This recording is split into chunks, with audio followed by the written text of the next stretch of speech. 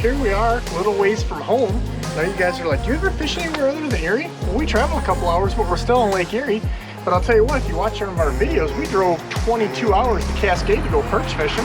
But we're rigging up some different stuff. We've got some baits here that are probably almost as old as me that are digging back out.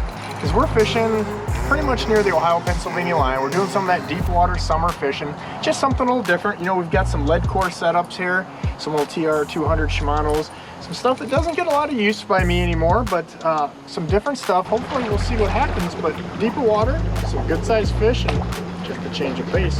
S'mores, campfires, travel. What could go wrong?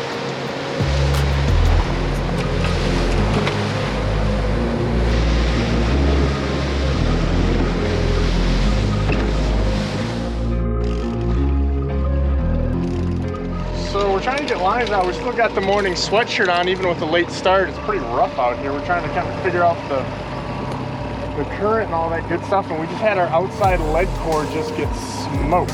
So we're gonna take a second though. Sometimes one in the hand, we're two in the bush. We're gonna get another line out and get one out of the way so that we can hopefully get a few more, because we're kind of in the zone, it looks like, according to that hummingbird. We were going to reel the lead core line in, but we have a good surprise. The snap weight has one too. So things are off to a pretty good start. Trying to figure this current out though is just really wacky. It's such an important part of this deal, is taking the right angle. When you figure that out, make sure you look at your heading or zoom in tight on your GPS screen, because it really makes a difference. Here we go, getting that board off. It's always a good sign when we're just gonna move this rod out of the way, because we had that lead core just get thumped. But guess what? One got on this almost at the same time, so a really good problem. This one's got a snap weight, so I was just gonna spread things out. We're just kind of trying some stuff. We're working on some prototype stuff we can't quite show you. But our outside lines were some segmented lead core, and then we had some real heavy snap weights on the inside. Didn't even get to get the divers out before we got the double. But we're just kind of trying to cover that water column a little differently. And heavy snap weights are really easy, but I really like that lead core line because when you get the current like this, that weight is distributed amongst, you know, hundreds of feet quite literally, and it helps wear those fish out, number one. Number two, what it does is it allows you to be a little more consistent with your depth. So as you kind of make turns and go deal with the current, it's a little easier situation. But this fish feels pretty good, even though I got like a bazillion feet of line out there.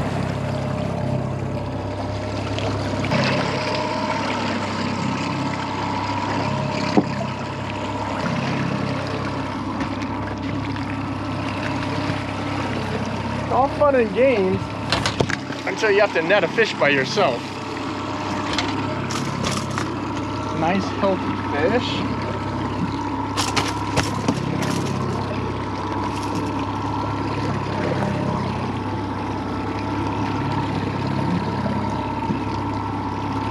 Look at that, spitting up minnows. Oh boy, get that. Look at this. Get in tight there, look at that. You know, we put some smaller baits on, and I might even downsize a little more on the dipsy rods when we eventually get those out, because small bait. So we're gonna put that in there real fast, get stuff going. But pay attention, I mean, if that thing spit up 3 little smelt, and size deal can really matter. So pay attention to the clues they give you, especially when they come that quick. We've got a bait ball here, and we've got a couple little Walters, aka walleye, hanging out right below them. Probably a temperature break there, but a very slight one. Chewing on the bait. So we had another lead core go on the outside. We run in different colors, like this one happens to be 5, but when you're using a deep diving crankbait like a 50-foot leader like I am, you actually get quite a bit deeper than you think. And then on top of that, I'm letting out additional line between the board and the lead core. And you can even put a snap weight on there to help change that line angle. And that will get you significantly deeper as well, because That way you don't have to have as many reels and things all put together prepared. But this time of year when you're down here, you know these fish are going to be, in most cases, almost always at least 40 feet down. So you need to prepare kind of for that.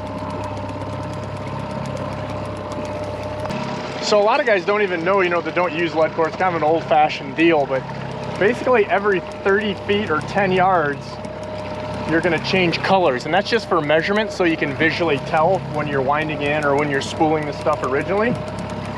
And that's how you're going to kind of gauge the thing. So you don't need a line counter. Like I'm using a Shimano TR200 here. These reels, I've had them for at least 20 years, and you don't need a line counter. You're going to see me do a lot of things that I tell you not to do if you fish with me or watch the videos. But the reality is when you're fishing this deep, there's a lot more room for error and tangling stuff up and getting things around.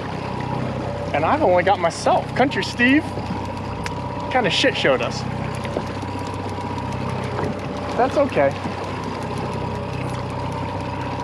We got another nice one. Now, seeing as deep as those fish were, and I pulled this 5-color lead core out and had it ready to roll, I just clipped a couple extra ounces on there to give me probably another 6, 7, 8 foot deep, something like that, but just deeper because these fish are crazy deep.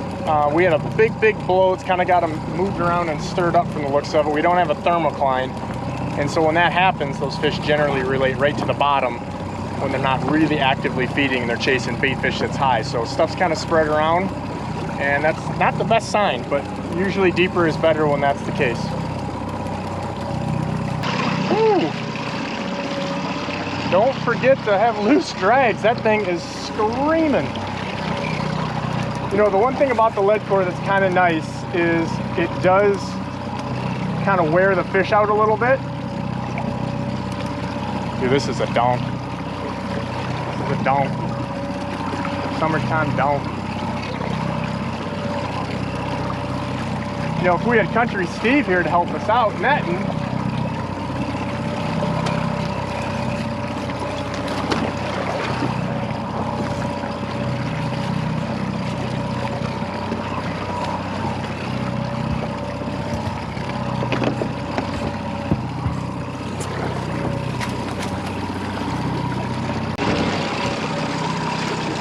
nice fat little fish there. This thing's just starting to get prepped up. Got some eggs, it looks like, in it already for the fall. I'm gonna put her in the box.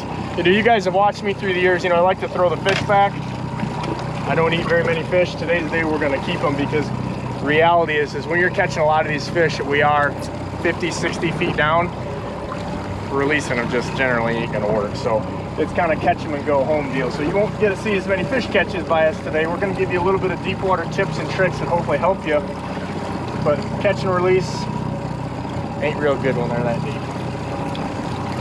So we cranked the sensitivity way up, and you notice right here, we had to really crank it up because it's very faint, but we have a temperature break, and all that bait is hanging right at that line of 56 feet. And guess what's right there with them? All these hooks.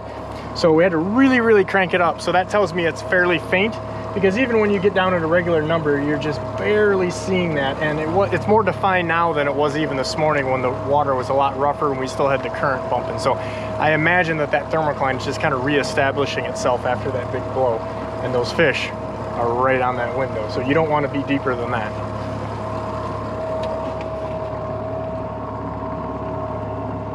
Bring back a little bit of my old salmon guiding days. Notice the reel? Lead core again.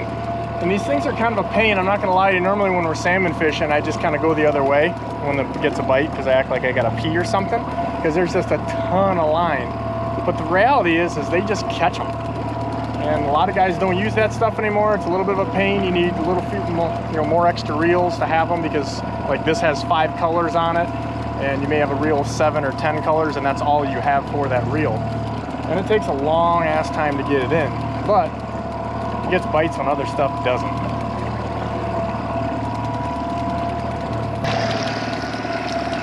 Some call it the Captain Morgan pose.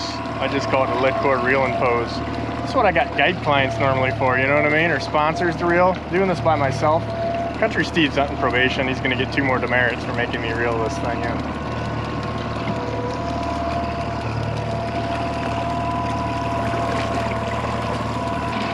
Welcome back from the commercial break. Still reeling. Still looking like Captain Morgan, but no alcohol in this boat. This is like forever. Just won't end. I'm ready to go back to fishing skinny water, I think, already. My perseverance is paying off. It's a giant, it's a donkey. A big old summertime walleye on the lead. I haven't pulled these rods out in a while, and this bait is almost probably 30 years old. And as you can see, it's T-bone. That's when you know you got the right color. We're probably going to try a smaller version of this on a different line, because this one's caught 2 donkeys in a row.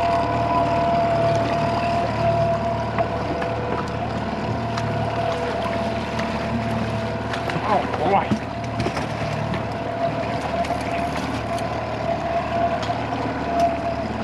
Oh boy. That's a certified donkey right there, folks. Woo-wee. You got to see why I always tell my clients, just don't stick your hand in the net. Here's an example. Just about got me. Old rods, old reels, old baits. This bait's probably 30 years old. We just caught this giant on. Switching tactics a little bit. Catch some big fish in the summer too. They don't grow legs, but they do become a whole lot tougher to get a hold of. So figured out a few things, and fish like this really help you kind of clue in a pattern. Almost exactly the same size smelt that we're getting here. At least I think those are smelt, but that bait fish, that size-wise. So what we're gonna do is we're gonna downsize our baits on a couple rods with the same color that we've been catching them, but the lead core is the deal. So we're going to switch some things up with the lead core, because that's definitely getting the bigger bites and even more bites, which normally those things don't go hand in hand. But the other thing you're going to see us do that we don't normally do is when the water's this warm, we're not doing catch and release, we're keeping these fish. So I'm putting them in here just out of convenience. We took a few pictures so you guys can see those down the road, but we've got a cooler in the front of the boat, so I'm going to transport those fish here shortly, because this water is just too warm. These fish are going to die. You don't want your catch getting spoiled. So a cooler with a bunch of ice ahead of time, it's going to keep it from getting naughty. Public service announcement. You know, I've got the Sims clothing on, which is really nice, the Solar Flex hoodie, which just got knocked down, but summertime, make sure you cover up. Buddy of mine just had skin cancer cut out of him. Bad deal, relatively young guy. Number one, serious stuff, fun stuff. All of our bites, or at least our better bites, are coming on the driver's side. Angle the dangle. So we're gonna drop the fish hawk down here shortly. Since we kind of just got started, we're kind of figuring out that angle of the dangle, and I'm betting it's a speed thing. And I mean, it's 3-to-1 bites on the driver's side versus the passenger. So it doesn't seem to matter what we do, but they just like it over there. Now this one's gonna be on a snap weight. Another one, we caught fish on this several times already, so super deep stuff. But the one thing I will caution you is when you look on there, when you got good electronics, even like my nice hummingbird there, you see there's a lot of fish, and we'll show you a cutaway, you know, 50, 55, 60 foot down. Problem is, don't put all your stuff up there. Sometimes you want these fish not only come up to it, but some of those individual roamers, like them big ones, they're gonna be higher. That last donkey we caught, actually the last 2 donkeys we caught were significantly higher. I would guess in the 45 foot range. So whether they're coming up or they're just above those big lines of fish, they often do things different, so spread them out.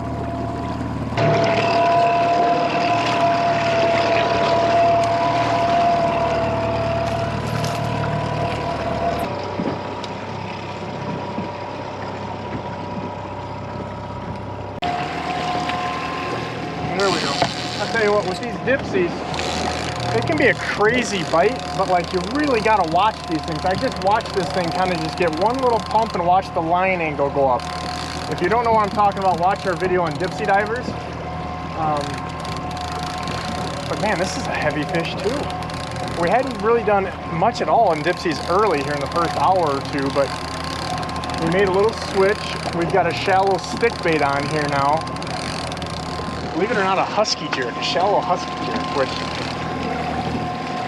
but they work. Kind of a secret little bait on these dipsies at times. We got a double, other dipsies got one too. See that rod surging right there? So you probably see there's not a whole lot out here. and we just got a double, and I went to hit a waypoint, and it was right on when we spun around and had those two big old donkeys on the board line. So we made some adjustments on the dipsies, and we're able to double up on those, and it's just me reeling. So this is all we can do, but that's how you translate a rough day into a really good one, is just literally doubling down on everything you got and making everything work for you. So if it's in the water, we want it working for us. I'll sneak around here. We talked about downsizing some of our crankbaits, and I still went with the bigger spoon because the smaller one is actually smaller than the bait fish. But then the other big thing is we've had some small throwbacks, 10 inchers, but look at this, just barely by the skin of its teeth, we had that thing. So even though we're catching some pretty big fish, match the hatch, and when you're fishing deep in the summer, a lot of times small means big and more. Really gotta watch those, oh, look at them now, bucking. Look if you buck. You really gotta watch those diver rods. I mean, even a really big fish will just kind of subtly take that, and a lot of those fish, even if you have your releases set a lot looser than I do, won't even pull out. Ooh, it's violent. And when in doubt, check it out, because a lot of us, myself included, you're gonna tow fish if you do this. So check them, check them, check them. That's the right one. It's a decent one.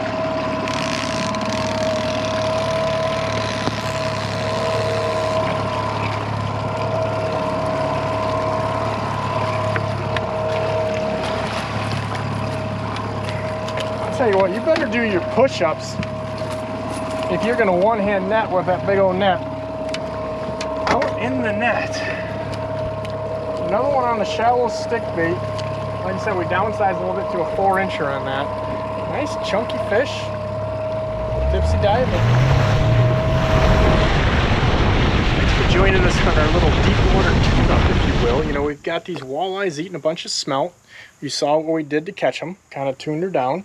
We had to keep some fish, like we said, because realistically you can't release these things in that deep of water, this warm of water. They're gonna be dead. Makes you feel good to let them go, but they ain't gonna make it. So until the next episode, as producer dude would say, check out us on Instagram, Facebook, bigwaterfishing.com, YouTube, Stitcher, Spotify, all those darn things, because we've got a podcast too. Make sure you follow us, subscribe. We appreciate you.